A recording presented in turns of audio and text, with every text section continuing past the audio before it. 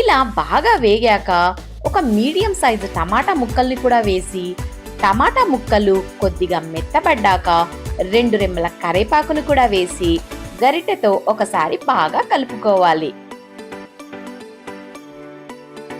ఒకసారి బాగా కలుపుకున్నాక ముందుగా శుభ్రం చేసి పక్కన పెట్టుకున్న మటన్ కీమాను కూడా వేసి ఒకసారి బాగా కలుపుకున్నాక 1/2 టేబుల్ స్పూన్ పసుపు, రుచికి సరిపడా సాల్ట్ కూడా వేసి ఇలా బాగా కలుపుకొని మూత పెట్టి మీడియం ఫ్లేమ్ మీద 10 నిమిషాల దాకా కీమాలో ఉన్న వాటర్ మొత్తం ఎగిరిపోయే వరకు ఉడికించుకోవాలి.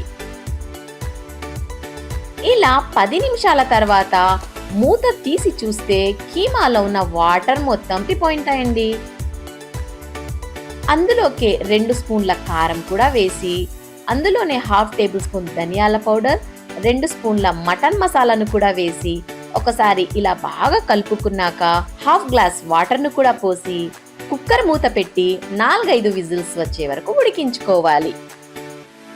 ఇలా 4-5 విజిల్స్ వచ్చాక మూత తెరిచి చూస్తే మటన్ కీమా అయితే బాగా ఉడికిపోయి ఉంటుందండి. చివరగా కొద్దిగా కొత్తిమీర, పుదీనా వేసుకొని దింపేసుకొని సర్వ్ చేసుకుంటే ఎంతో టేస్టీగా ఉండే మటన్ కీమా అయితే రెడీ అయ్యి. ఇంకెందుకు లేట్, మీరు కూడా ట్రై చేసేయండి. ఎలా ఉందో కామెంట్ కూడా చేసేయండి.